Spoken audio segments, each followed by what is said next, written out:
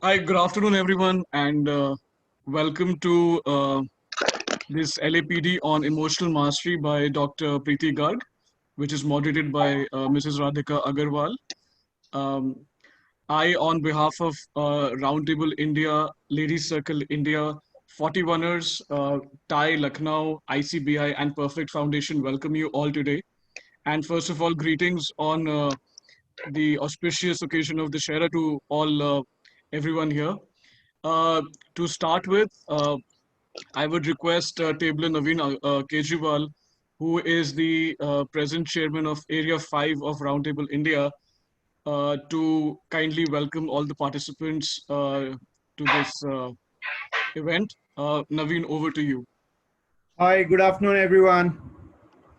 I would like to welcome Dr. Preeti Kohli and all the team members who have been part of this wonderful LAPD to this LAPD organized by Area 5 and other team members who have been there in Ladies Circle India, TIE, ICBI, and I suppose there's uh, two more organized. So, guys, welcome all of you to this LAPD. It's a wonderful LAPD, which is something which is must required in our daily life, and I suppose it will give a great thought process to each and every one, and we can definitely get benefit out of it. So, over to you, Ashish. Yeah, Rohan bhai, please continue. Thank you. Thank you. Thank you so much, Naveen. Thank you for taking our time on a busy Sunday.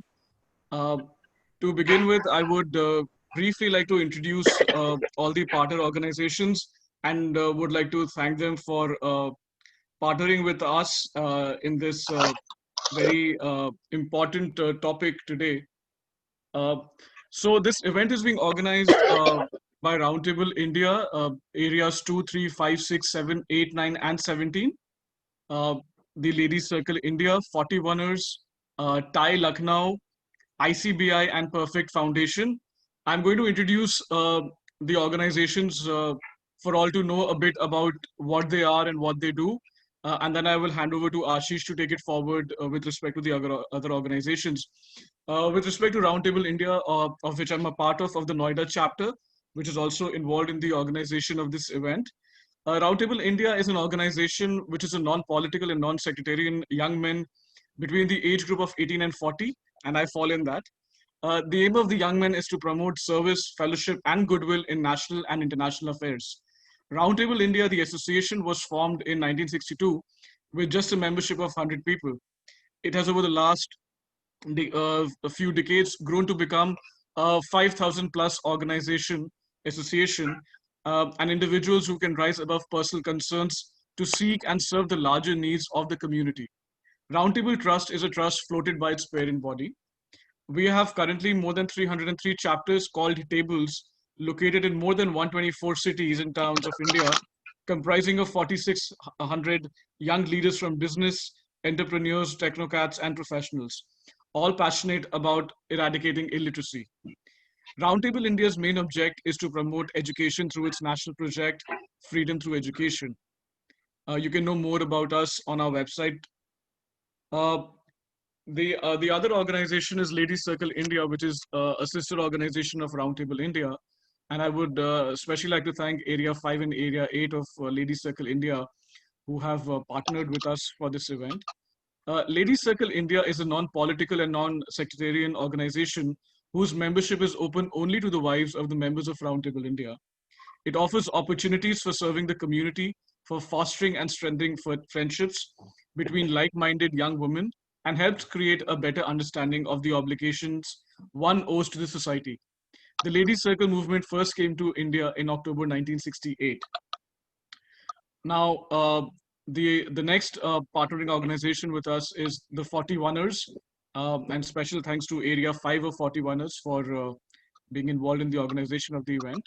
41ers India is a pan-India service organization made up of past tablers who have been members of Roundtable India above the age of 40 years. It is a fellowship organization and works closely with the tables across India to serve the needy and underprivileged. The membership is open only to past tablers over the age of 40. It's an association for life. 41 India has 41 chapters in India as its members, and individual members or 41ers are members of the clubs. 41ers are entrepreneurs and successful businessmen in SME and MSME sectors, successful senior executives in large corporations, and hold positions of prominence in various business bodies. They're also successful professionals and are thought leaders, successful individuals with large hearts, and they contribute their time, money, and efforts for betterment of the society as well as their brethren and their families. I would like to acknowledge all the partnering areas of Roundtable India and LC areas, as well as the 41ers for their role in supporting this event.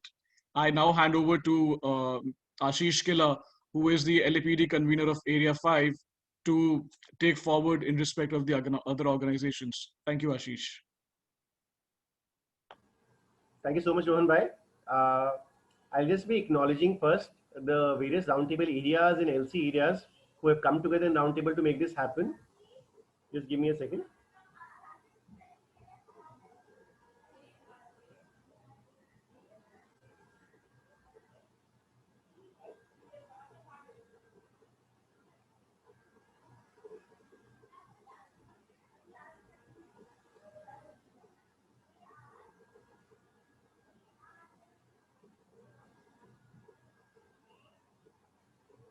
So, like to acknowledge Area 2, Area 3, Area 5, Area 6, Area 7, Area 8, Area 9, Area 17.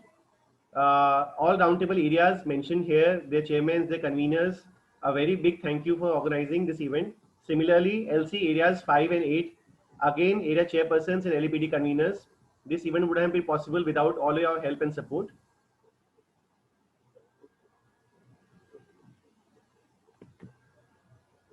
Moving on to the other organizations associated with us, TI Lucknow also played a fundamental role in today's event.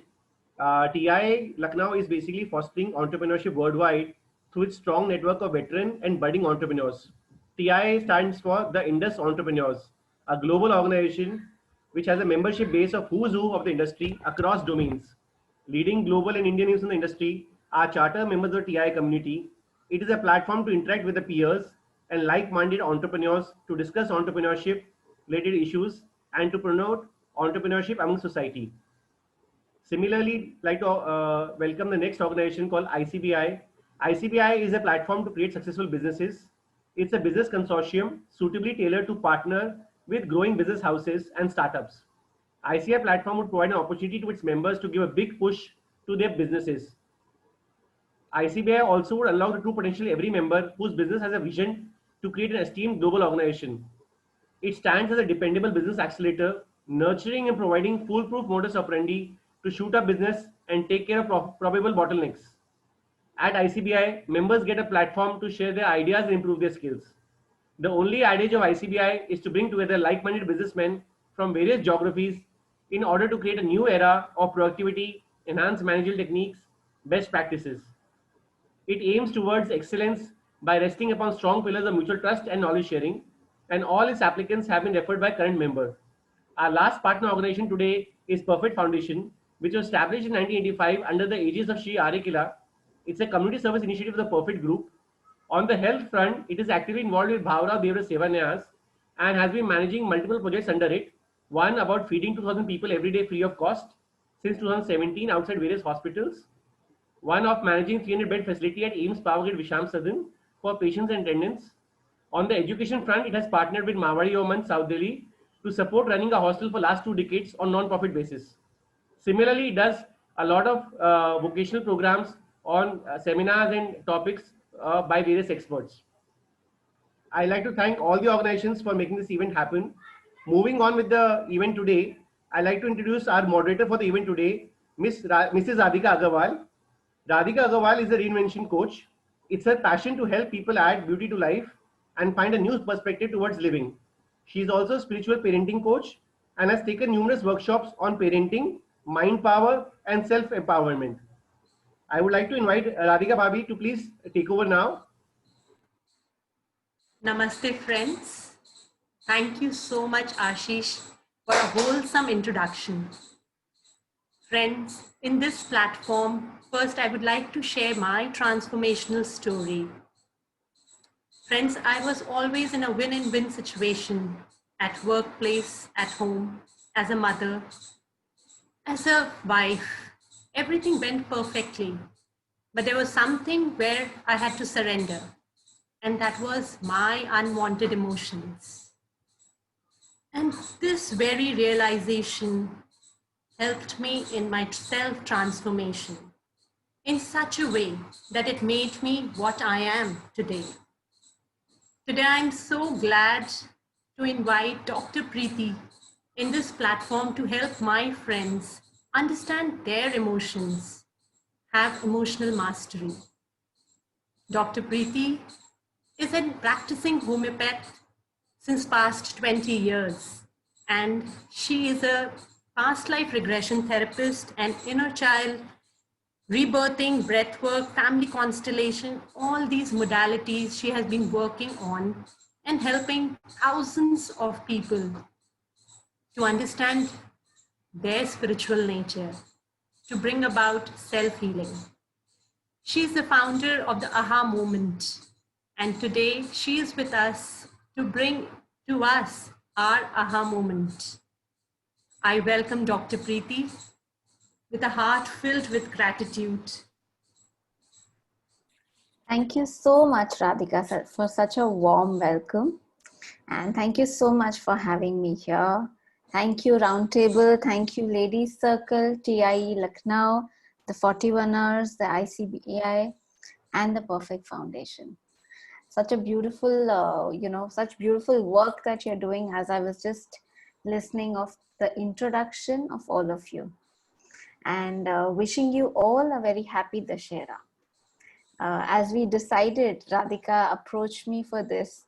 I didn't realize that really we were actually fixing the date for the Shera. And actually that is what the Shera is about, right? Vijay Dashami.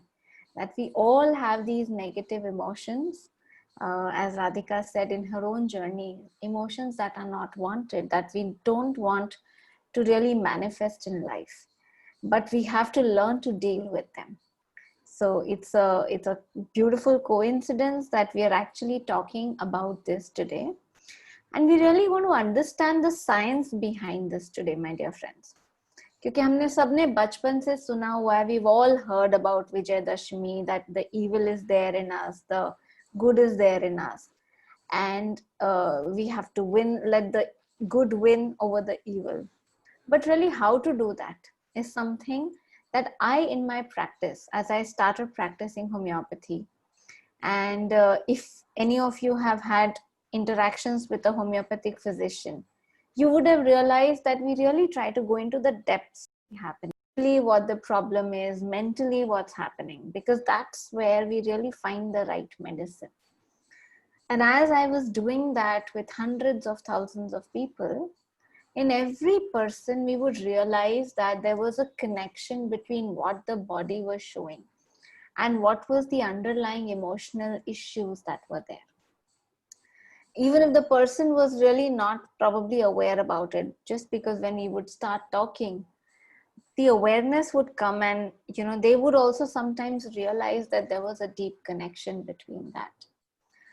So many of them were really honest, where they said that, why don't you do a workshop? Why don't you really help us? Because we are realizing now that so much has to do with the stress that we are going through.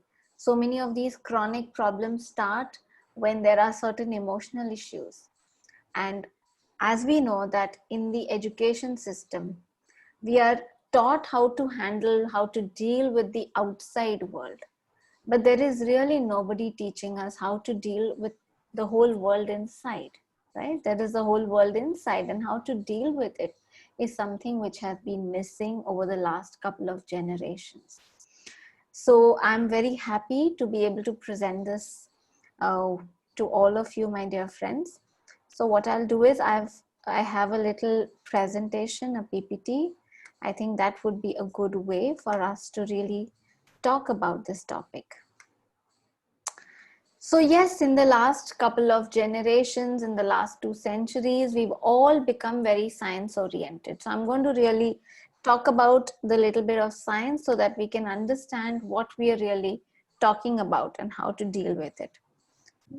Science has understood, has brought to notice that we are all now living in an energy universe, right? This is really the time of quantum physics, of quantum mechanics. And as the satellite, the pictures taken from the satellite, the quantum physics, the way they have discovered with their experiments, I'm not going to go into the experiments for now, but what that has really brought forward is that, let me just disable this. Yes. Okay. So what really that has brought forward is that we are living in this energy universe. What that means is that we are all energy beings. Earlier in the last century, the scientists said body was different, mind was different, emotions was different, and they didn't even really want to talk about the soul, right? So each of these were really different. The departments were different, the doctors treating them were different. But as these inventions, these discoveries have happened, they've realized that we are actually one integrated being. That the mind body now, it's actually one term. When they write the body mind, they even write without a hyphen. There is a unit, single unit body mind. Body is the more gross form, something that you see. The mind, the emotions is the more subtle, and the soul is further more subtle, right? Now this energy that we see all around us, there is actually, we would call it, this is all empty space. But this empty space is actually energy. So between you and me, this energy that we may not sense, we may sense if we are sensitive, this is all alive energy, right? And this is really what the scientists have brought forth. We all in school have studied this simple formula that was brought forth. E is equal to mc square. And this is really what shook up. Energy, E, M is the matter. Now with this formula coming in, E is equal to mc square, what we understood is that the energy and matter are interchangeable. What does that imply to us? What does that mean to us? That when we want to change something at the level of the matter, it is so difficult when we have to change something at the level of the matter. But the easiest way is that we have to work on the energy. And that is why we have to change something within us.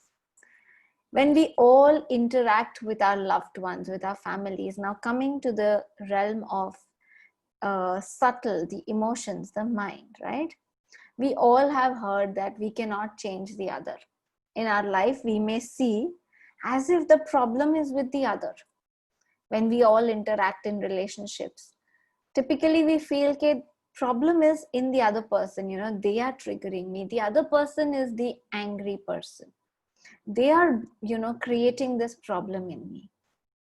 But we all also someday come to realize that we can't change the other person. If we have to change anything, we have to change within ourselves, right? So we are really living in a realm where we see things outside. Now this slide is really saying that we are actually creating reality from how we are seeing and feeling things. Our state of mind, our state of being, the thinking and the feeling. That is how we are really creating life, right? I'll give you a very simple example. In this three-dimensional plane, we all say that the sun is setting, right? Or the sun is rising. Okay, that's how we see things. You will see the sun going down. I'm sitting right here at the window. And in the evening, we will see it going down. And we say the sun is setting. But is the sun really setting? We all now know that the sun is where it is. And we are really going around it. So we are setting to the sun, right? And then in the morning, we are rising to the sun. The sun is where it is. So yes, we see it first as this is happening to us. The sun is setting for us. But actually, we are the ones who are moving around. So what we really need to train ourselves to do is to really see within what is it that we can do here to change, right? What is the energetic shift, the shift between our state of being, our mind, our emotions that we need to do so that we can deal with the situations outside better. And friends, my experience, because I was just hearing there are so many entrepreneurs here, even in our organizations, even in our work, when we start shifting our state of being, there is so much that starts shifting even in our work, right? So the first sutra that I want to give you is that energy cannot be destroyed or created. We all have learned this, right? It can only be transformed.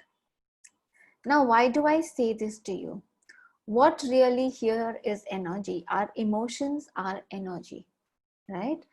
We have all experienced as a child those days where it was so difficult to get up for us, where we needed so much sleep in the morning. Our mothers had to really wake us up.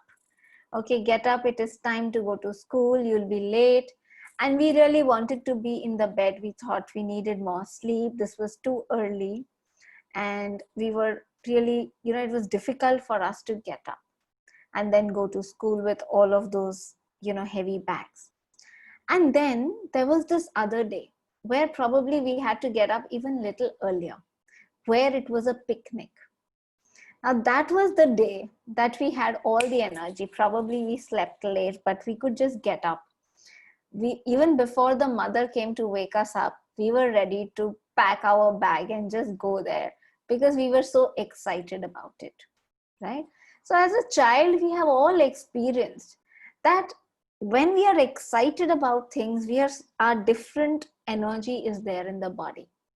And when we are scared or when we are upset about something or when we are really not looking forward to something, there is a different energy. As a kid, we have all experienced that when there was an exam, when we were not really prepared, maybe there was this little gurgur that was happening in the stomach, right? So what was really happening? The emotions that we feel is really the energy that is moving in us. We say the emotions is nothing but the energy which is in motion. And the same principle that applies to energy, which we have learned in physics outside, that energy cannot be destroyed, it cannot be created, it can only be transformed. That same principle applies to the energy within us, which is these emotions, right? Now, in my practice, what I commonly observed is this. What has really happened to all of us? So what I'm really going to do is going to talk about what happens to all of us right in our journey of childhood. We have all been aware of, living in India, that the child right in the womb is just absorbing everything. In our cultures, there has been this talk that what the mother is really feeling, right? She should be reading good books, she should be happy, she should be feeling nice, because that's really going to impact the child. So this child within your womb, right, is going to be absorbing everything. The child actually is, again, they are sensitive to energy. And this energy, what the mother is feeling, what the mother is thinking, everything that is happening in her and also around her, because whatever will happen around her will also affect her. So this is really being absorbed by this child. The child is here just like a sponge, absorbing all of this. And this person, John Bradshaw, he has worked a lot. He's a pioneer in the inner child healing. Okay. What he recognized as is that as children, we are all actually feeling beings. We are absorbing all of it. When the child is born, the child's brain is really not developed. The thinking brain is not developed. The child cannot think. और जब हम बच्चे को पकड़ते, we always say that you have to be very careful about holding the head. This part is so sensitive, right? So this thinking part, which is the part that is most developed in the human beings, is not yet developed. What is developed is the reptilian brain, the primitive brain, which is connected to the breathing, to the heart pumping, and the mammalian brain. The mammalian brain is the feeling brain. All mammals, they connect, they bond, right, with their loved ones. So that mammalian brain is also what we have. That is the feeling brain, the bonding brain. That is what helps for the very first bond. When the child comes out, the child will start bonding with the mother. And the mother is the one, who is the connection also between the father and the child first. So this bonding brain is there. This feeling brain is already there. And this child is feeling. So these emotions are really what the child is able to sense. And this is where is going to provide the basic blueprint. The child later starts to learn how to think, act, and the decision making will really come from this. So the blueprint is being provided by these emotions, by these feelings. Okay, so what is really going to help for the healthy development of every child? The child is feeling, sensing certain things, right? Now, this for the child, the parents, the caretakers, they are the gods. The mother and the father are the only gods that they know. The mother, father may introduce them to certain other gods. They may say, okay, Ganpati ji or Ram ji or any other god. But the child does not know any other god. So then they may take on the other beliefs. For the parent, who is the god? It is the mother and the father. So the child is actually looking at the mother, father, at the parents for everything. So they need to see in the eyes of the mother, father, if whatever that they are doing is okay. Now, when they are feeling certain things, right, they are sensing and then they are seeing the mother and the father. If they see disapproval in the eyes of the mother, father, if they see that the mother, father are really not okay with what I'm doing or what I'm feeling, then somewhere they take it as what I'm feeling is not right. So they are already sensing certain things, okay? For example, they're feeling a particular emotion. Now, if they see that the mother is not happy about me feeling certain things, they will feel invalidated. And in that invalidation, they will feel that there is something wrong with me because I'm feeling this. I should not be feeling this because the mother can't be wrong. The mother is the God, right? When the father is not comfortable with me feeling something, the father can't be wrong. I am wrong here, right? So a very basic need for every child is that their emotions, their thoughts, their intuitions are validated, right?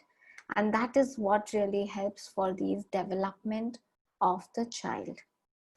Now, typically what happens in our households, in our society, is that we are really focused on the behavior of the child. Okay, the child is feeling sad or is kind of feeling angry right now, and the child is acting in a way, okay, and we are looking at the child's behavior and we are invalidating. We are saying, why are you angry? There is no reason for you to be angry here. Or maybe the child is sad and we give a logical reason. We say, there is no reason for you to be sad here. You want something and okay, I have told you no, but there is no reason for you to be sad. See, you have so much more than so many other children. You see, so many children don't even have all that you have, right? Now, we typically say this, that there is no reason for you to feel sad. Now, when we are doing that, remember, what are we doing? We are invalidating. We are telling the child that what you're feeling is wrong, right? And because what are we seeing? We are seeing the behavior of the child. And we feel that this is not what the child should be feeling, okay? Let us understand what are the deeper layers, okay? Underlying the behavior, the child now actually has not learned to mask. We as adults have learned how to mask our feelings. The child is very original, right? They are as they are. They are going to be much more natural. Just like in nature, we see an animal or plant, they do not have any dual nature. They are as they are, right? The child is as he or she is. So it will reflect on the behavior. Underlying the behavior is the attitude and the feeling, okay? Now, if the child is feeling good, it will automatically come in the behavior. Underlying the feeling, my dear friends, is a need, is the motivation, okay? It is as simple as this. For example, right now, the child felt like, I want to go down and play, okay? And it has started raining, okay? And now you're saying you can't go down and play. Now the child's need was, I want to go down and play, okay? And the child will naturally be upset at that point in time, okay? Now, what is it that commonly happens? Like I said, that we are saying there is no need to feel sad. So each of us now as adults, we have masked a lot of our emotions. We have masked a lot of this energy, and there is a lot of emotions that we have not dealt with, okay? Now, when this child becomes sad, this child actually starts unconsciously triggering a lot of these needs, a lot of these feelings that is undealt with us, okay, within us. So automatically we will say, there is no need for you to feel sad, or we try to distract the child. We don't want the child to be sad for that little time, okay? Because if the child is going to be sad, it's going to really trigger a lot in us. So what we say is that you should not be sad. We want the child to be immediately happy, okay? Now, typically what will happen is, we understood that if the needs are met, the feelings are naturally going to be pleasant, right? If the child is able to go down and play, the child is happy. That is very spontaneous, very natural for them, right? But if this need is not met with, for some time, this child will have certain unpleasant feelings, right? They may feel sad, they may feel angry, certain kind of feelings which we feel should not be there, okay? We want our child, typically if you ask any parent, right? I work with so many parents, and when we say, okay, what is it that you want for a child? The parent says, I want them to be always happy, right? Now, is it something that is possible even for us? Are we always happy? If we are natural, right, sometimes we're going to be happy, sometimes we're going to be sad. It's just natural that we all have different kinds of emotions, and they're going to be there, right? So it's very unrealistic. Firstly, it's important to acknowledge for us that it's not natural for us to say that my child should be always happy, right? So we have to understand really what these emotions are. If we allow the child to be there, right, any emotion, so there is a trigger outside, suppose they got angry, okay, the anger will come, it will come to a peak, and then automatically it subsides. If you just leave any person alone for some time, you just kind of let them be, feel it, automatically this energy should pass. We said that the emotions are energy, right? The nature of energy is to flow, okay? So we allow the expression, we let them just be, it will just flow by itself and it will be gone, okay? Now the problem happens because we don't allow the expression, because we say it's bad. When we don't validate it, when we don't allow expression, now somewhere this energy is going to be stuck, okay? And this energy that is now stuck, it actually starts clouding the emotional brain, okay? So the mammalian brain that we were talking about, there's reptilian, mammalian, and then the thinking brain. So typically what happens is that this emotional brain has started getting clouded in all of us, okay? And we all start becoming more thinking beings. Where is this clouding happening? Typically, everything that the parents are not accepting starts to go for a child into the subconscious, into the unconscious. I'm sure everybody has heard here that what we see and what we really show here when we are interacting with people is just the tip of the iceberg. It's the 5% conscious mind, whereas 95% is really under the water, which is the subconscious and the unconscious, right? Those are all the things that are really not accepted in the society, that our parents were not comfortable really seeing. Okay. Now, what are these feelings? These feelings, like I said, it tells you about your need. Okay. Now, you want your need to be met. Supposing your need is to go somewhere, it is telling you about where you should go. Okay. The other thing, when we all have experienced this, when we go to different places, right, we feel that, there's a different feeling here. We go to a Gurudwara, you say, oh, this is such a peaceful feeling here. Or when you go to a place where probably you don't feel, we also say, okay, oh, I don't feel very good here. Now, our feelings really tell us much before our thinking brain can tell us, okay? Because it's connected to the heart. Like I said, we are all energy beings. If we see the aura, and we have now photography, which, tells us about this auric field, this electromagnetic field that is there around us is widest around the heart center. So we really first sense things. We say that the gut feeling, I have a gut feeling. And typically, the people who are connected to their heart, typically your wife, the woman, would be able to tell better, would be able to tell first, something doesn't feel right about this. This feeling part is really our GPS, okay? Because it will really tell you where you need to go. So when something feels right, it's already telling you this is right for you. Something you don't feel right about, it's telling you you should not be going there. That's really the intuition also, right? What is intuition? Intuition is your inner tuition. Like I was telling you, we need to really also have that connect to that tuition within, right? So this GPS system, now when this emotional brain is clouded, this GPS system is really broken, okay? And somewhere we start relying on outside. We start going on Google. Now Google will give us those first 3 sites, whatever we see there, we now start being driven by the outside information. I'm not saying we should not use all of that. Yes, we have to use our thinking brain. We have to use all the information. But this feeling part is a very, very significant part which is there in us, which we need to really, again, we need to bring alive this GPS, which is there in all of us, right? So these unresolved feelings that is there, the stuck emotions that is there, they will now show in your life again and again. That's there in your unconscious. I'm pretty sure all of us must have heard about law of attraction, law of resonance, the secret book which really brought it out also.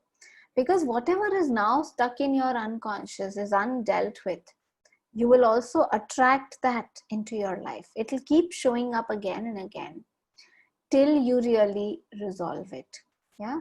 The famous psychologist Carl Jung said that till we make the unconscious conscious, it is going to control your life, and we will call it destiny, right? So this is really, we need to pay attention to what is there, all stuck in our unconscious. Now what will happen is that probably certain needs were not met with, okay, for you as a child. In our marriage, now typically, like I said, our father, mother were our gods. Most people recognize that the problem started in our life after marriage, okay? Because after marriage, now we have somebody, or maybe after work, right? After we started doing business, now we are with somebody who's so close to us, right? We are now used to doing things in a particular way, and this other person is used to doing in a different way, right? Now we are hoping that this person will kind of also support us, meet our needs, but that does not happen. So in our relationships where we start reacting, where we become entitled like children, it is telling us that there are certain emotional issues, there are certain emotional needs which are not met with. 90% of these needs, my dear friends, let me tell you, it's the psychologists say that 90% of the issues that come between partners, life partners, they have to do with your issues connected to your childhood. They were things that are undealt with in your childhood. And also those issues, because what happens is in our childhood, our sense of worth, our confidence, all of that is really coming from there. So that is also going to really reflect in our businesses, in our work, right? So everywhere the impact is now going to be shown. So what is it that we really need to do? That energy, like we said, it cannot be destroyed. That energy that is undealt with is still there in us. What we need to do is we need to start paying attention to it. We need to start paying attention every time that I'm feeling angry. Okay, maybe I'm feeling angry now at my partner. Know that probably whatever it is doing to you, it's happening within you. This emotion is there within you. Now, when you squeeze an orange juice will come out. When you squeeze a mango juice will come out. The orange juice cannot come out there, right? Now that emotion that's happening in you is within you. That's not belonging to the other person. That energy is created within you. So you need to pay attention to that. You need to do something with it. The other person cannot do it. The other person is just triggering it. Whatever they may have said, whatever they may be doing. Take it like a trigger. Okay, that person is outside of you. But this energy, this emotion is there within me. Okay, and this energy I am now supposed to look into. I'm supposed to take care of it.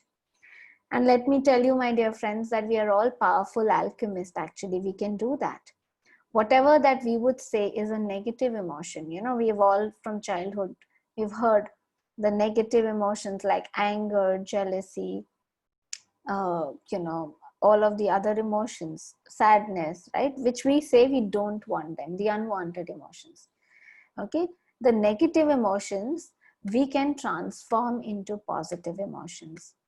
And firstly, what would be helpful also to do is to recognize that we stop also labeling them as negative. Because when we label them as negative, what we are automatically saying is, I don't want it. Okay.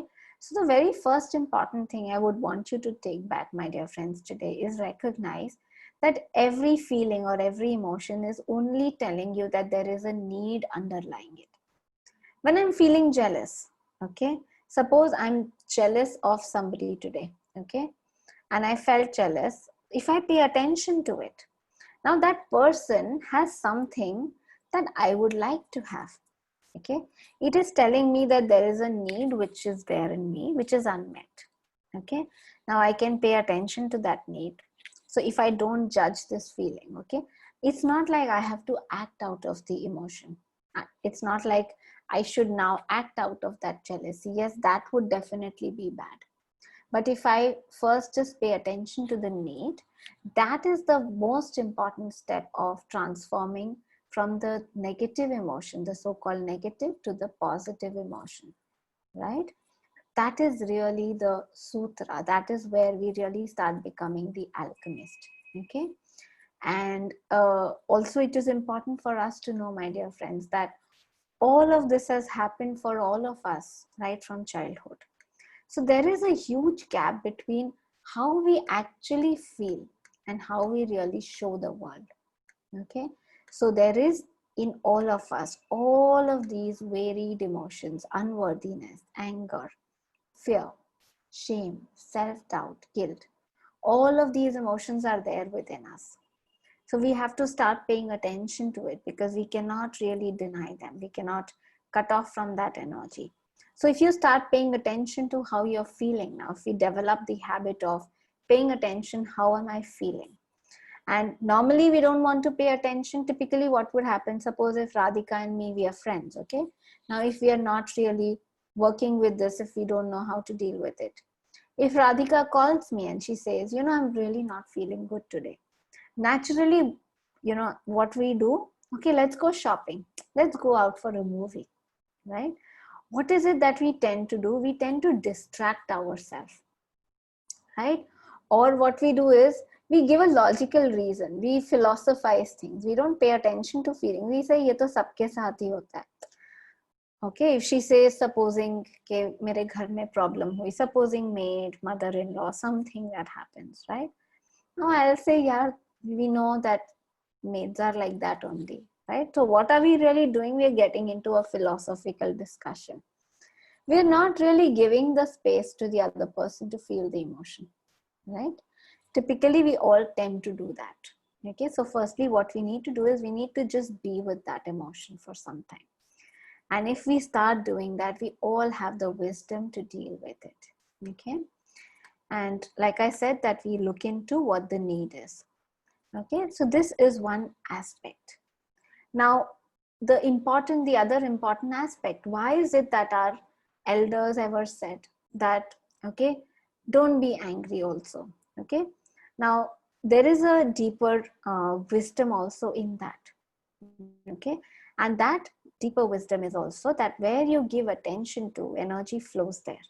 Okay, and what we give attention to will grow.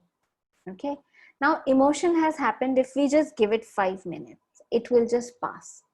Okay, but it is also important that we don't let it linger on. Okay, because the other thing is, agar, for example, sometimes we say I'm in a bad mood. Okay, what is a bad mood? Something happened in the morning. Okay, my husband told me something. Now I have actually not paid attention to this, what he said, what I felt. I have not taken those 5 minutes to just deal with it. Okay, now I have just gone to work and I've tried to distract myself. Now what happens is this turns into a bad mood. Okay, somebody is just telling me something, nothing bad, and I react there. Okay, because this energy is undealt with. And then we say I'm in a bad mood, because my husband said something to me at 7 a.m. At 4 p.m. I'm still in a bad mood, right? So when we let the emotion, when it's not dealt with really, and it lingers on, it becomes a bad mood. Now when this bad mood, we let the moods linger on, what happens is it starts becoming our temperament. And then it starts to become our personality. हम बोलते हैं ना कि ये गुस्से वाला person है. अब वो गुस्से वाला पर्सन कैसा है, वो बार बार वो उसी इमोशन में रहता है, right? So it's important that we also know that we have to learn this emotional mastery, this alchemy, right? So that we are not just stuck there. So one common mistake that we do, my dear friends, is we firstly only don't pay attention to it. We say this is bad, let me distract myself. So we have repressed it. Now it will keep showing. Okay. The other common mistake that people do is they just let themselves be in that mood. They don't watch that, okay, this anger is just, I'm becoming an angry person now. I'm just kind of I'm letting these emotions keep coming out on other people, right? So it's extremely important also to what we are giving attention to.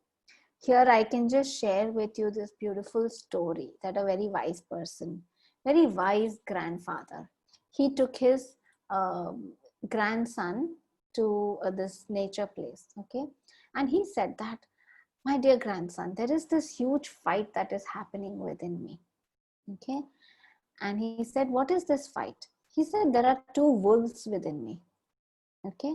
One wolf is this, angry, sad, violent, okay, wants to really hurt the other, okay?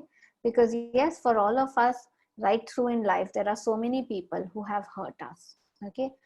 We all, if we now sit down to pay attention to where, we were hurt, we can all write so many situations.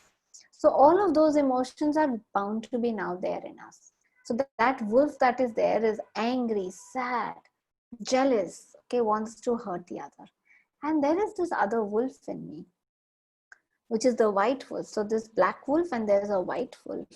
And this white wolf is so loving, compassionate, okay, is so caring, okay.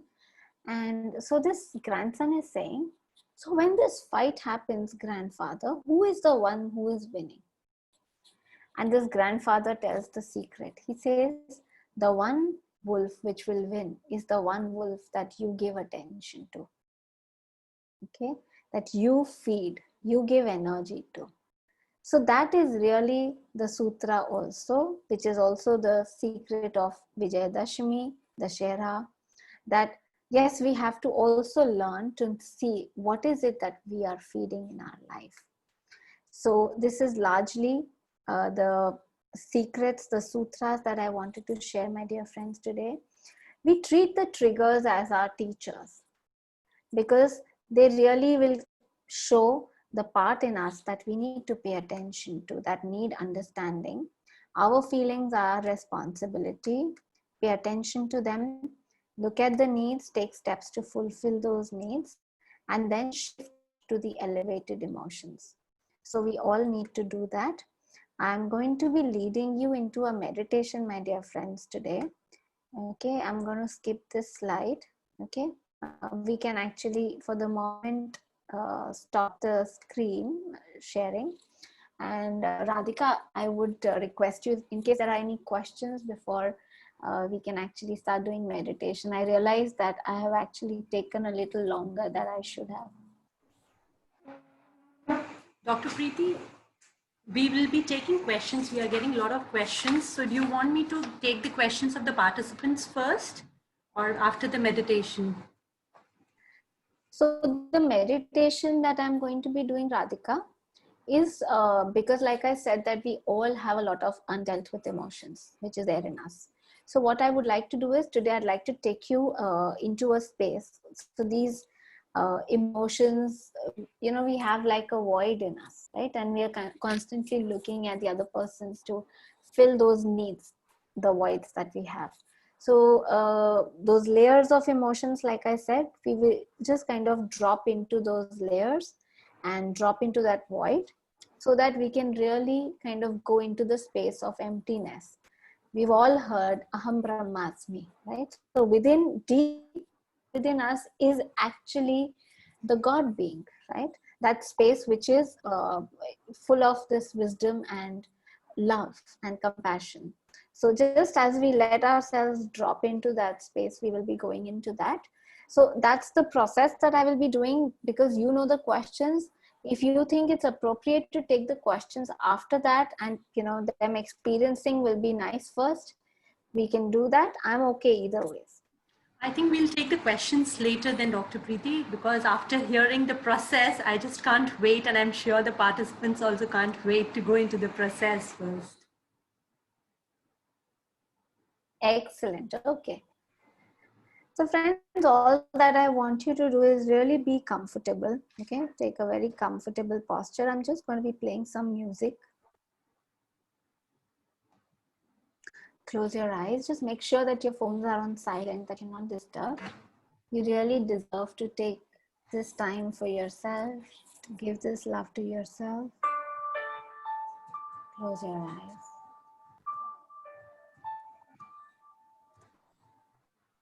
And take a couple of long and deep breaths, my dear friends.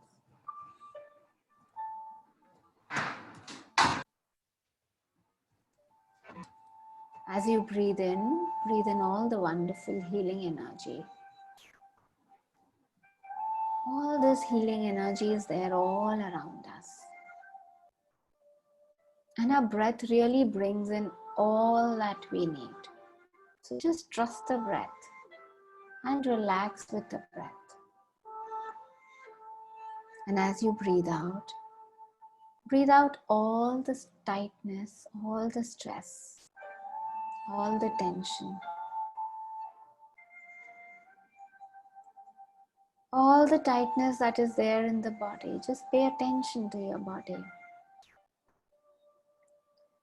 Let yourself relax each and every muscle, every tissue. As you're breathing normally now, feel that more and more relaxation is coming into your entire body.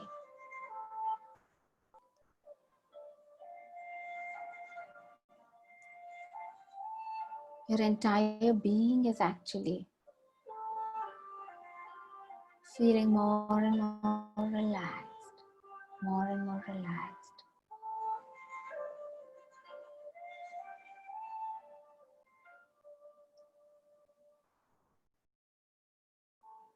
And this beautiful state of relaxation, I want you to visualize yourself in a beautiful place of nature.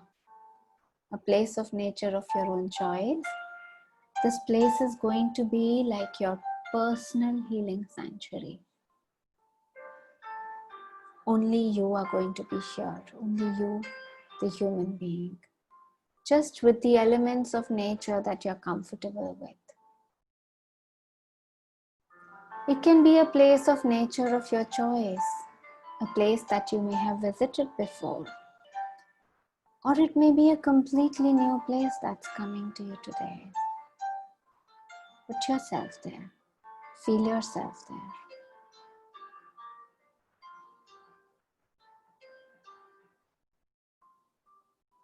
And allow yourself to relax there. This place is really helping you to relax and to be yourself, so that you can really look deeper within yourself, so that you can look into the depths of yourself. You are now ready.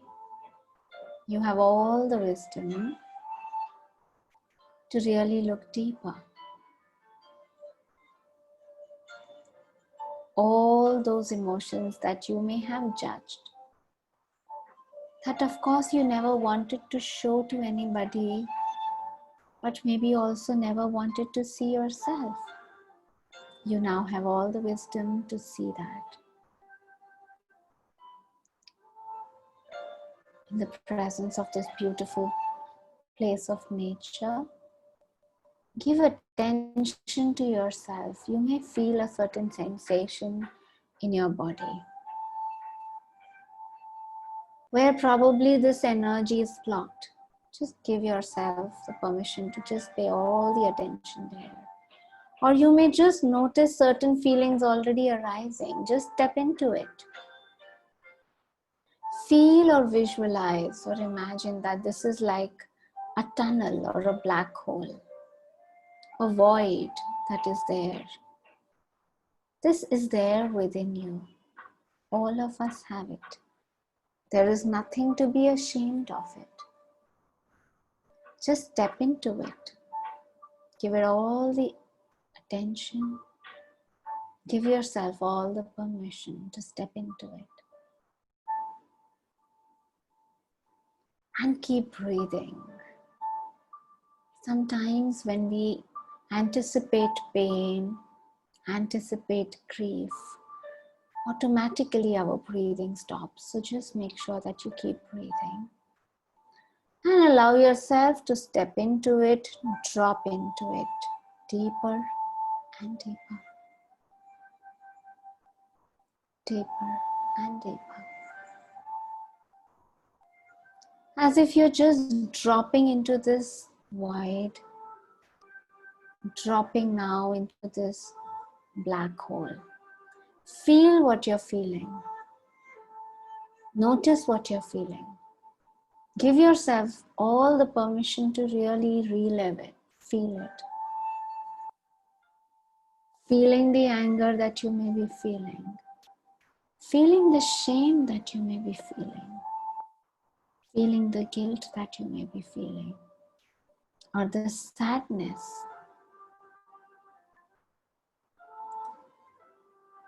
Let the tears roll down. It is absolutely natural to cry. There is no weakness in crying. It's okay if the tears are rolling down. And it's absolutely okay if the anger is coming up.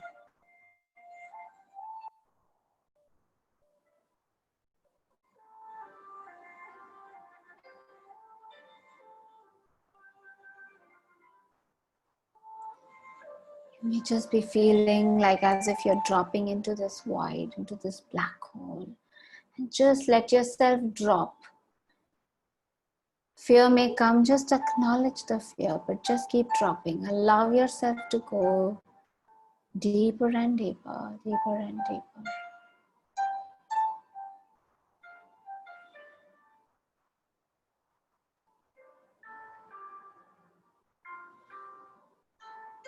Reliving is relieving. Remember that the sutra to transforming is first feeling it. It is important to feel the emotion, not to think about it. not just to see it from a distance. So step into it, breathe into it. Take long and deep breaths so that you can feel it in your body.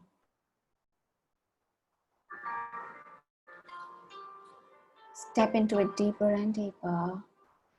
Let yourself drop into it now, as if like a black hole is just drawing you into it. As if the gravity is just pulling you into it now. There is no resistance from your side at all now.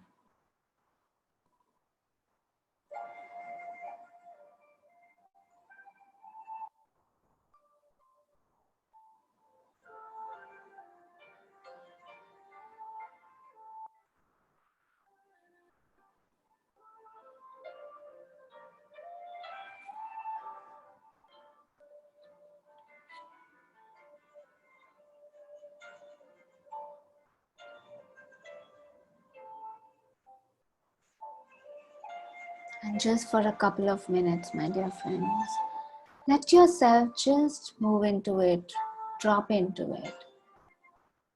All you keep doing is just relax, breathe. Know that it is safe. This is your healing sanctuary. You're absolutely safe in this process. Just another 2 minutes. Keep dropping it and keep feeling it. As if pulled into the black hole. Reliving all of it. If there is anger, and if you want to just express it with making fists, allow yourself to do that. Let your body move if you need to. This energy, anger, emotions are nothing but energy. Let yourself express it in any way that feels natural to you. Allow yourself. Allow yourself to be natural. Give yourself that permission. Deeper and deeper. Deeper and deeper. Just last 1 minute. Keep dropping into it. Feeling what you're feeling, all those emotions that probably you never wanted to face. Last 1 minute, let yourself just feel it, relive it, release it, breathe into it. All this energy that is stuck in us creates illness, creates issues in our lives. Breathe into it. Just give yourself now the permission. Last 1 minute, breathe into it. Breathe deeper. Breathe into it and let yourself drop into it. Know that you will just drop into the deeper wisdom that is there within you. There is no other place to go.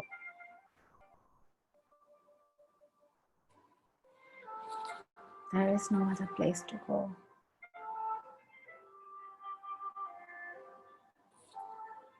And last half a minute, my dear friends. Feel it. Feeling it is healing it.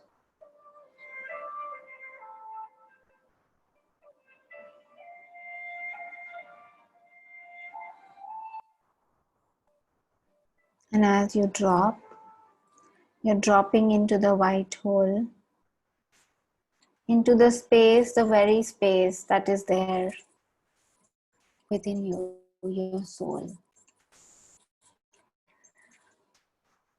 You may be feeling a deep sense of silence, a deep sense of peace in this space.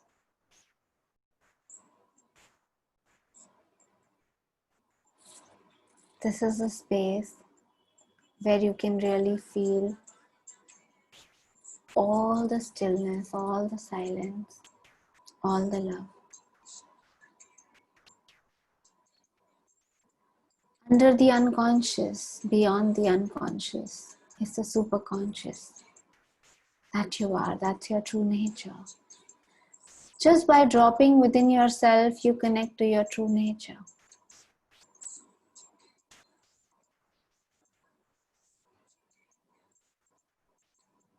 This is what the scientists call the quantum field. You are an unlimited being. All you have to do is move into it and let yourself be it.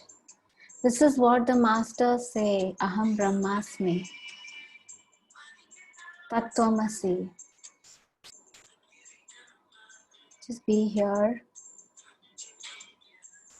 in this silence and allow yourself now to celebrate yourself. The stillness, the silence, just for a couple of minutes.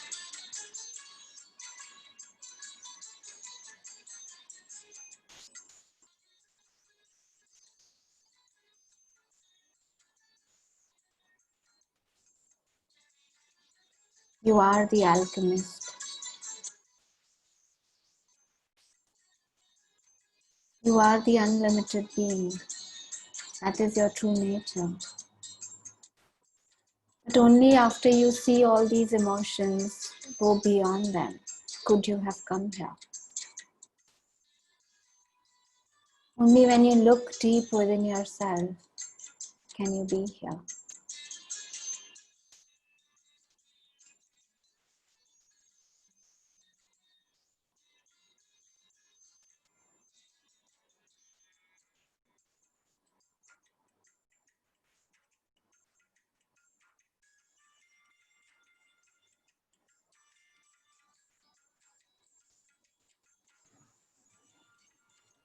Let yourself be here for a couple of minutes.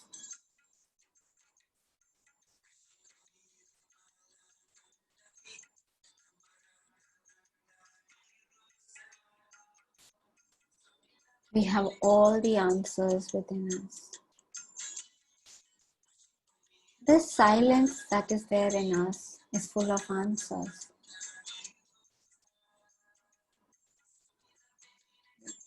Spend a little time here. Be with your breath. Be in that stillness that you may be experiencing. Or just that feeling of love.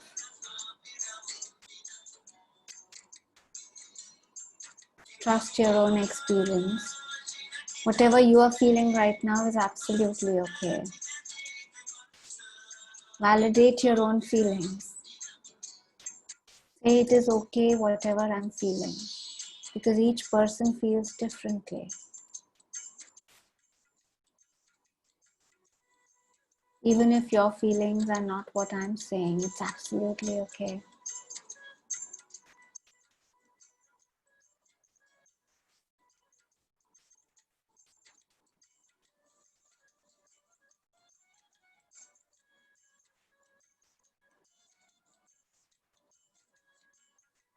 And last 1 minute, my dear friends.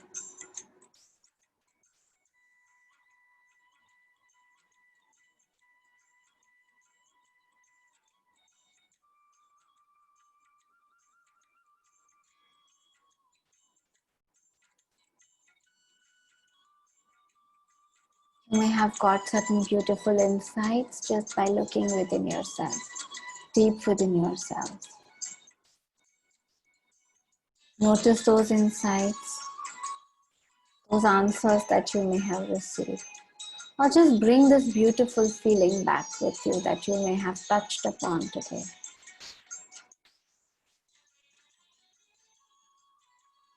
Bringing this new part, this newfound love, these answers.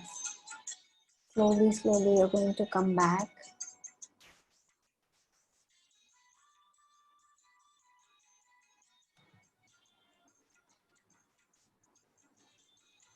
Five, 4, 3, 2, 1, and 0.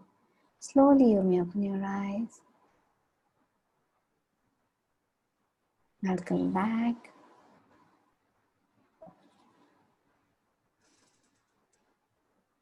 Wonderful. Awesome, Dr. Preeti. What a light feeling. Thank you. I'm glad, Radhika. I'm sure all my friends have experienced this beautiful lightness, freedom.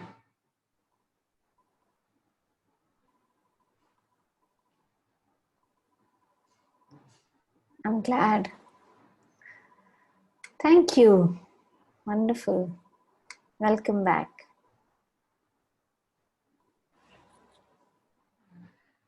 So Dr. Preeti, with your permission, shall I share some of the questions? Sure, Radhika, yes. So Dr. Preeti, we have seen like people get into addictions, smoking, drinking. So somewhere is it related to our emotions? Like we went to hide upon our emotions? Yes, definitely. Any kind of addiction, my dear friends, is basically taking you away from what is. Even when we get into simple addictions like tea or anything, like when we are saying we are addicted to something, we are really not being able to be without it. Okay, and it's an escape from something. Okay, and so what happens is when we are stressed, we need to smoke. So I'm distracting myself with the smoke. I'm not paying attention to the feeling. Okay, and the void that I mentioned, we all develop somewhere this voids. So we all tend to try to fill these voids with different things. It could be with any of these addictions. It could be with anything else but anything basically that really becomes addictive. There is definitely a void that we need to pay attention to. We're trying to fill in the void with something else. Secondly, like I said, that there is the reptilian and the mammalian brain, our unconscious, which is 95%. So the way of our unconscious is repetition. So whatever that now you have started doing, for example, somebody started to smoke when they were uncomfortable, right? Now what happens is if you've done that couple of times, now this has become wired in your brain. Now every time you're stressed, it's like, we know that those circuits are formed in our brain. Neurons that fire together, wire together. I'm sure we've all heard, right? Now there's a circuit that is formed. Now every time there's a stress, that circuit has already fired and it's telling me now pick up the cigarette. I'm unaware of it and I kind of just take it. So definitely there's a void. And now because we've been repeating the same thing again and again, we are unable to come out of it because it's now a way of being for me. So one has to become aware. One has to break this circuit, these patterns somewhere. And one has to pay attention to that void definitely to be able to come out of it. So Dr. Preeti, what should we do to come out of this void? Like most of the times it's created unknowingly. We are, like we said, we are not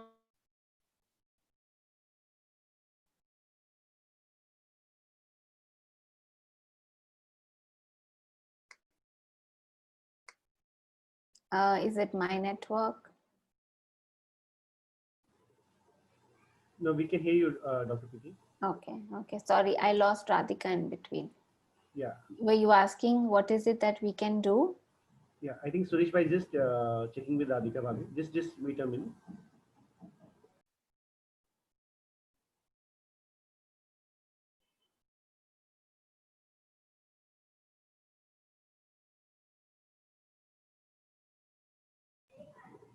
Meanwhile, maybe can I ask a question on behalf of a participant?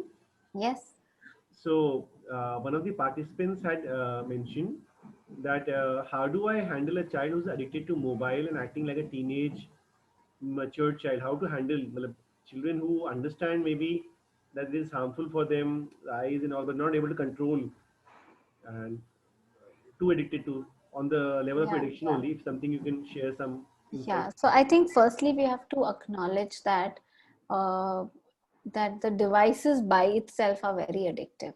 Now this is not really for the children only, but even for adults. They're made in a way, right? Now when we are handling a device, we all actually as human beings, we like stimulation. And the amount of stimulation that the devices are giving, nothing else in life is really giving us that amount of stimulation. Okay, And so there is dopamine that is being secreted. Okay. And that really gets very addictive. Okay. So firstly, when we are giving it to children, we have to know that we need to really discipline. We need to have a certain time. But what's most important is that we need to know that the children are actually really mirroring us. Right? Now, when we are spending so much time, the fact is all adults right now are addicted to the devices. We cannot expect the children. Yes, we may say all the logical reasons that, you know, I'm an adult, I'm okay, it's not going to affect my brain so much. But the child does not understand. When the dopamine is firing in their brain, when the cortisol is kind of firing, adrenaline is firing, they don't realize all of that, right? So it's important that at home we should all kind of have, like, this is something that I really advise, that there are certain guidelines everybody should follow. For example, there are certain hours everybody needs to go device free, whether you're working, whatever that you're doing. So if we have certain guidelines for everybody, and when they see the parents actually following certain things, automatically children will follow. So that is really the sutra. So firstly, two things, that the parents need to really do that, and then recognizing that it's really not the fault of the child. So don't get into conflicts with the child, but really think creatively now how to have better ways of engagement, how to engage the child in something which is much more healthier for them, so that they can leave the device. Otherwise the fights become all about the device, right? Thank you. Thank you, Dr. Preeti. So there's another question. The unconditional love we have from our parents, we expect that with others also, our life partners. However, even in marriages today, people think they have an option to get out of it. Hence, it's not unconditional anymore. How do you deal with such a situation? You've touched upon a very important thing, right? Now, typically, Radhika, firstly, let's understand that we all want unconditional love. Okay. We don't, the fact is that we have not felt unconditional love from our parents. We think, because like I said, that we think they were our gods. So yes, we don't say that it was unconditional, it was not unconditional. But really, working with thousands of people and where they have done inner child work, they've realized that a lot of their needs were unmet with the emotional needs, right? If we just pay attention to how many parents really validated really the feelings and the intuition and thoughts for the children, right? A lot of them will be able to go back to times where it was not met with. So somewhere, yes, we made ourselves wrong. We disconnected from our needs. Okay. Now what happens is that we attract partners. We actually, when we come with our partner, we are hoping that any of those unmet needs are going to be met with the couples. So working with many couples, a lot of the times the problems really start because we are hoping that that person now should really be like my mother, right? The psychologists say that the man will marry a mother and the woman will marry the father, because in our minds we are hoping certain things at my father, you should be like my father, but obviously that is not something that happens. So definitely another kind of dynamic has been added in today's world, where we are saying that, okay, we can get out of the marriage, right? Now a lot of people are actually experiencing that even when they get out of a marriage or one relationship, they tend to attract the similar kind of people.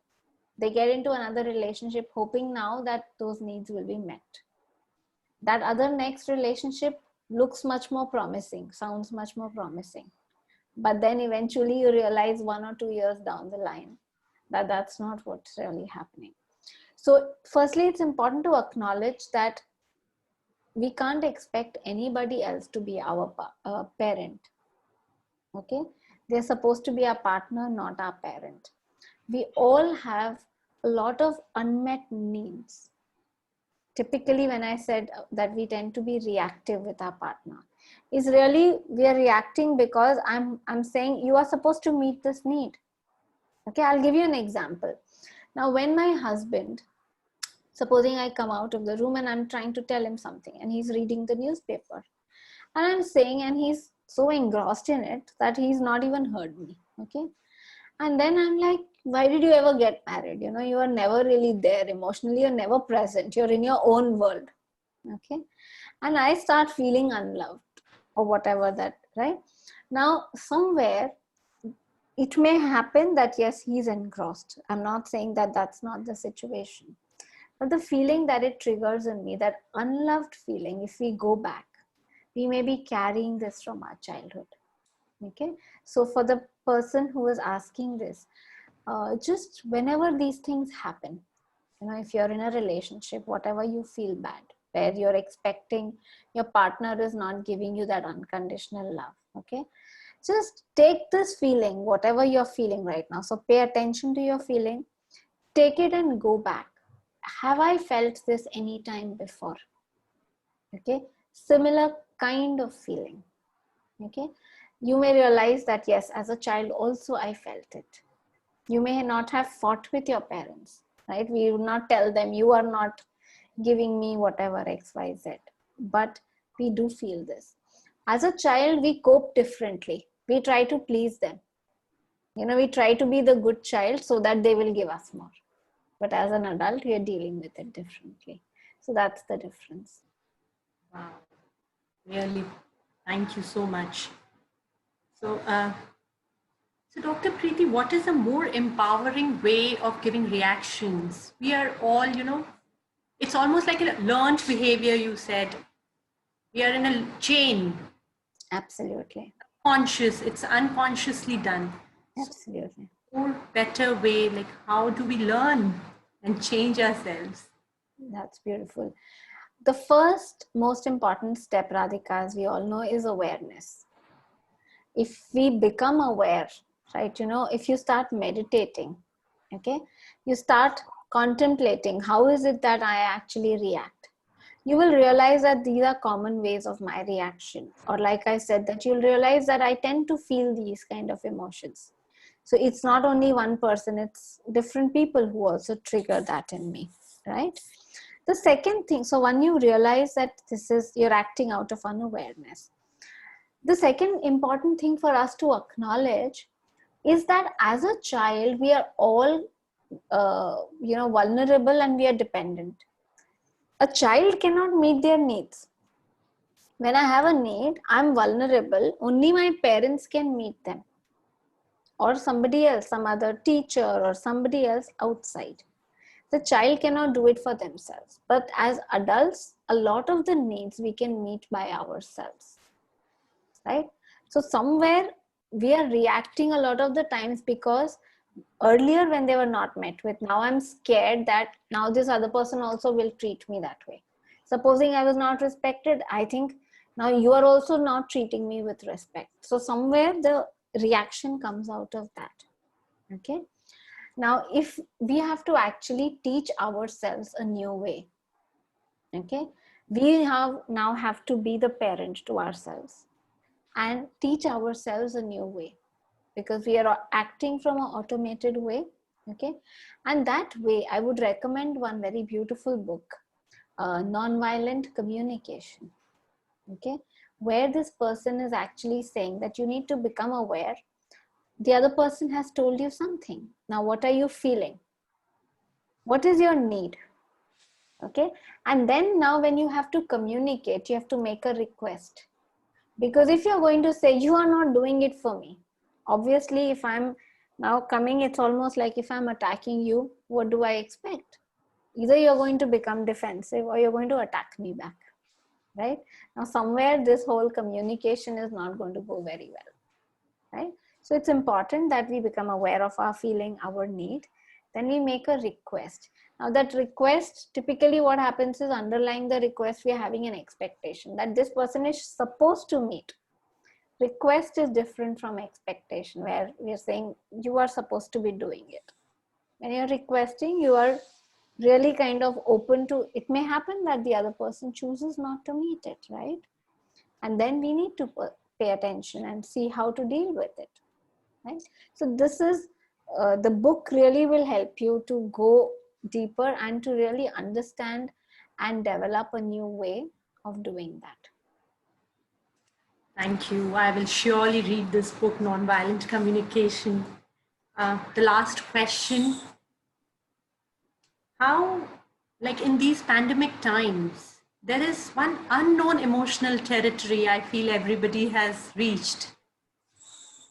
So, a quick tip, what should we do to really come with this situation, come at par and get to a new normal? Right, right. So I think the most important thing, like we said, for any emotion is acknowledging. The first most important thing, right? Now, when we are feeling scared, yeah, now it's not going to help that we keep watching. Like, let's apply the sutras that we spoke about, right? Now, firstly, it's important that we acknowledge that we are scared. Let's acknowledge that we are in a space and time right now that things are unknown. We all like to be in control. We all feel scared when there is, we are in an unknown territory. So firstly, acknowledging, not denying it, not being like an ostrich who's saying, no, I'm not scared, I'm not scared. The fear may come, okay? Yes, we are not scared all the time, but it may happen that today I'm feeling, or I'm missing something that used to be my old normal. Okay, I'm missing something. So pay attention to the feeling. Okay, so giving it attention, acknowledging that this is what I'm feeling. The next sutra, where don't keep giving attention to it.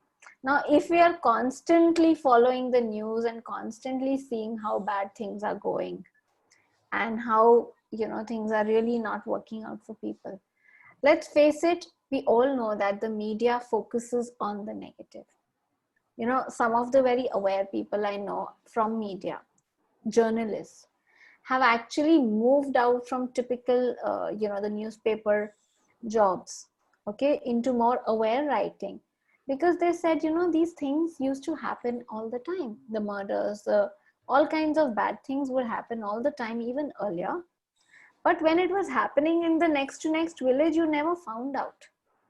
But because today, the way that you start the morning, you open the newspaper and you say that many more cases, or you hear everybody's business is in a problem, right? Now what's happening is it's already triggering the fear in you. So when the fear happens, what happens is that now the steroid hormones, the cortisol hormones, have actually started firing. Okay, it's like our system is like an animal. Okay, now I was grazing, I was relaxed, and now suddenly I think, oh my god, the lion is there. Okay, I have to run. Right now my body is preparing to run. Now in that, what happens is that the blood supply will only go to the extremities, my heart has to pump faster. That's not the time to be creative. That's not the time to heal. So my immunity actually drops. Okay, so if we understand this, that it's not really going to help us to give it more and more time and, to really see the statistics every day. Okay, yes, you watch the news to just that much degree that you really need to be informed about. Otherwise, try to meditate. So I'll just share a few slides that I actually had stopped. Some of the takeaways I wanted to just really give. Okay, and that's what I thought I'll do it in the end. Now, the choice that we need to make, friends, is the choice to transform. Okay, so fear is there. I want to now transform. I know I need to come back to the normal in myself. Okay, like I said, we have two nervous system. The one which is the fight and flight. If that is what is activated, my immunity really goes down because the body does not have the energy at that time to heal. Okay, so my immunity is going to go down. Remember that it's the virus is there all around. Okay, it's our immunity which has the biggest role to play. Whether your immunity is really going to be good and then you will not get the corona fever, or whether it's going to be down and then you're going to be down with it. So it's all really there. So the choice that you need to make is to really transform from the fear-based emotion to the love-based emotion. 8 feelings is all the feelings, like we will say all the fear-based feelings, okay, that are there. Whenever those fear-based feelings come, and we take 90 seconds. So there is this technique, one choice, 8 feelings, 90 seconds. Okay, the scientists have actually experimented. If you just pay attention to your breath for 90 seconds. So I'm acknowledging right now I'm feeling scared. Okay, and just be with your breath for 90 seconds. So you will not repress it because you are acknowledging it. And when you're breathing into it, in 90 seconds, you can transform it. So that choice has to be there that I want to transform, and the 90-second breathing. Okay. So this is a big takeaway that you should start practicing, my dear friends, because really we can transform everything. It just takes that much time. We have to pay attention to our feeling. 90 seconds is what it will take, 1.5 minutes, right? The other thing you can take back with you, this flow chart, right? How to work with feelings. So firstly, let me acknowledge and accept something that I'm feeling. Now, for example, we said we all want to be in control, right? Now, is there something that I can do about it? For example, I am worried about a particular situation and I realize right now there is nothing that I actually can do about it. Of course, if it's a yes, we should do it. But if it's a no, we just have to let go of that emotion and you have to really bring yourself out of it. So meditate, walk. You know, some people naturally when they're feeling angry or upset, they go for a walk. And that's how, because again, what's happening is the energy is moving when you're walking or when you meditate, right? That's what helps to transform. So really do that. Remember this, that we have to really pay attention to the feeling and then see, can I do anything about it? And if we can't, then just drop it, right? So that's the other thing. Friends, meditation is something I would highly recommend for you to take on as a daily practice, right? We spoke about body, emotions, the mind, right? So mind, what do we do to nourish our mind? We read good books, we listen to music. Body, we all need exercise, we cleanse it. For the soul, the food really is the meditation, right? We really connect to ourselves through the meditation. So that's a practice I highly recommend. And in fact, you know, I tell all my patients who are coming to me that if you start meditating, you'll not need me. And I highly encourage that. I don't want you to keep coming back to me as a patient. Come back and just say a hi whenever you want to. But really, if you start meditating, you can say goodbye to all the problems, all the illnesses. So that's something I would highly encourage, my dear friends. And there are so many online practices, meditations that are there. Journaling is a very beautiful practice also, Radhika, I wanted to recommend, right? Because typically we are used to right now not paying attention to feelings. So when you're supposing every day 15 minutes, you just sit down with a journal and write what happened today. Very likely you will realize, I felt bad about this, there was a stress. Even if at that time you didn't pay attention to it, you will kind of say goodbye to that feeling. You will resolve it within yourself on that day and then go to sleep. So that's again a very powerful practice. I think that is what will really start helping. And knowing that whenever the emotions are there, looking deeply into it, not escaping from them. That's the key. So I think this we've already spoken about. Okay, this is, friends, just an upcoming workshop that is there in case anybody would be interested in. Friends, I am the founder of the AHA movement. This meditation that we've done today, the recorded meditation is also there on the YouTube channel. It's called Transforming Emotions. And so the lockdown really gave me the time to record some of the meditations, and we have really put it on YouTube. So if you would need help, if you like to kind of have a guided meditation, feel free to use that. Do subscribe to our channel. Those are some of the details. You could use that. Yes, Radhika, thank you so much. Can I stop this now? Yeah. And any other questions that were left? I think there is a list of questions, Preeti, but I'm going to share your email ID with them Okay, perfect. and they can stay connected with you. Perfect. Dr. Preeti, it was a lovely, lovely session. And the best part, which really resonated with me, was with such simple language, with such simple words. The theories which we have been learning since our childhood, I never knew we could apply those theories still in our life and feel so empowered. Your sutras were too good, and the story, the way of telling, great. I'm sure each participant has felt a change. Thank you so much. So much, Dr. Preeti, for being with us. Thank you. And I would like to call upon Abhishek to just say a vote of thanks to everybody. Yeah. Thank you, Radhika. Hi, Dr. Preeti. Hi, Abhishek. Yeah, hi.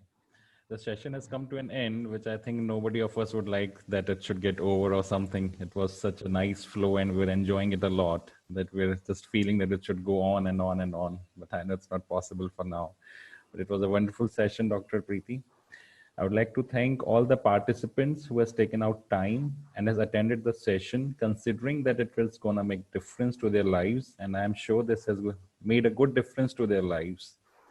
And being a chairman of Noida Roundtable, I would like to thank you all on behalf of Roundtable India, LC, and all other organizations. And thank you, Radhika Bhabi, also to make this event happen and make us all to guide through the right path so that we were able to meet Dr. Preeti. And further along, I would, with deep heart, I would like to thank Dr. Preeti. A lot of thanks to Dr. Preeti for the valuable time and the guidance she has given to us, all of us today. And I'm sure today's session is going to make a big difference to everybody's life who has attended the session. Thank you, Dr. Preeti. Thank you once again. Thank you, Abhishek. Thank you so much, everybody, all the viewers, everybody here. Thank you so much Thank you, for Doctor. joining. It was a pleasure. Thank you. Thank you. Thank you. Thank you so much. Thanks.